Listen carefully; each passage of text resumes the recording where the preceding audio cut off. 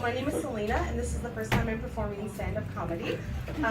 Basically, I hope this goes better than my first sexual experience, but I have complete faith that it will last longer than a minute, and you guys won't be apologizing to me towards the end. Alright, so I'm 25, and I've been single for a few months now. I'm on all the traditional dating sites that the kids are on nowadays.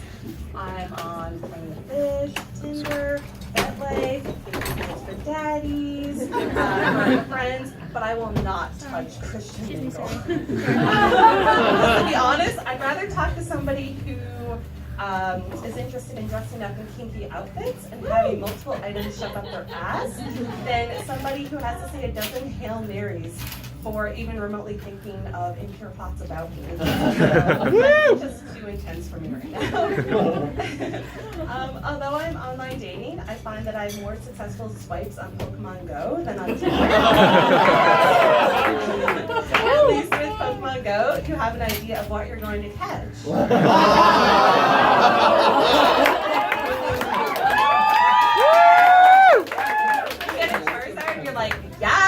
You go to your doctor and he's like, you have chlamydia? You're like, no.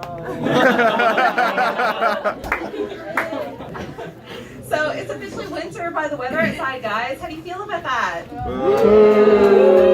Okay, yeah, I'm totally sorry. You know what that means? Fox Skidoo jackets and wet skates are coming. So please be mindful when driving past bus stops this time of the year. You don't want to splash the poor souls walking on the side of the road when at the bus stop. The only thing worse than a wet ski is one whose cigarette was just soaked by an asshole driving by. Their nerves would be shot.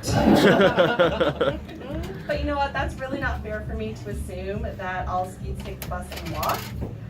When you see a Pontiac Sunfire sliding off the side of the road, snowfall, chances are the driver is a skeet who doesn't believe in paying extra for snow tires. After all, they don't have active insurance, and their pile of speeding tickets is thicker than Dwight Ball's head. So like an accident won't mean anything to them.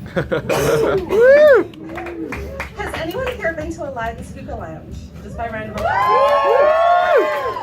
I love that place. Okay, so it's so chill. You can smoke some legal shisha, try a variety of flavors, get a pot of Turkish coffee, try some Armenian tea, and they have some board games to play. It rots my soul, like absolutely rots my soul that they're getting shut down in 2017, yet Confusion is still open. It's ridiculous.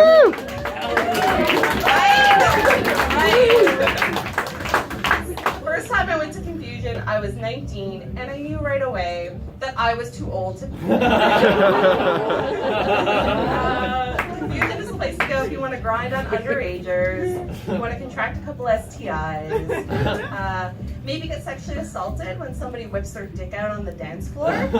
Sadly, that last one has happened to me. The last part is true. I wanted to slap it away and tell the guy to go home to his mother, but I was afraid I might catch something from touching his greasy skin. But seriously, guys, whose dick is getting sucked at City Hall so that Confusion can remain open, but Aladdin's is closing? That makes me so sad. On that note, speaking of sad times on George Street, which is such a transition, right? I love going to strip clubs. Round of applause.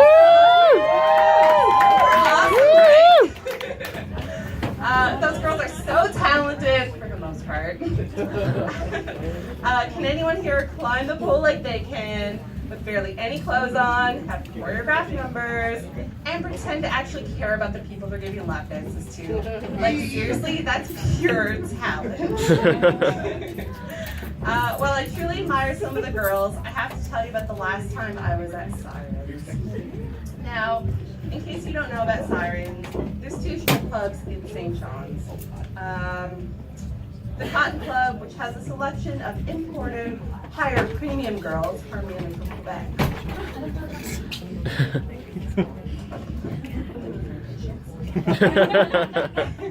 While Sirens has a selection of girls who might include somebody you know from your high school.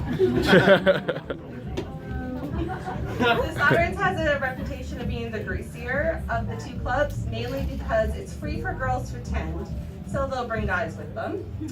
And on Tuesdays, I'm not sure if they still do this, but they used to have girls eat each other out on stage. Woo! Popularity. I didn't mind going to Sirens when I first started going downtown. I would usually end up complimenting the girls on their dance moves and their outfits. And I even talked to the girls about their hopes and dreams, and sometimes how badly they both failed. Sorry, guys. It was about 1.5 years ago when I went down with some friends, and that was the last time I went to Sirens. Maybe it was a combination of too many beers and too many apple pie shots, because I am an average white girl. But basically what happened that night was I was there when the lights turned on. I overstayed my welcome, and it was terrifying. Okay, so basically on the best of nights, Sirens looks like a place that would be a low-end bar in middle America. But when the lights went on, well, I wished I was in a red state in middle America surrounded by hicks. The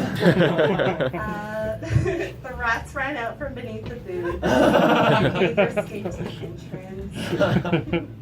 The strippers no longer looked mildly attractive.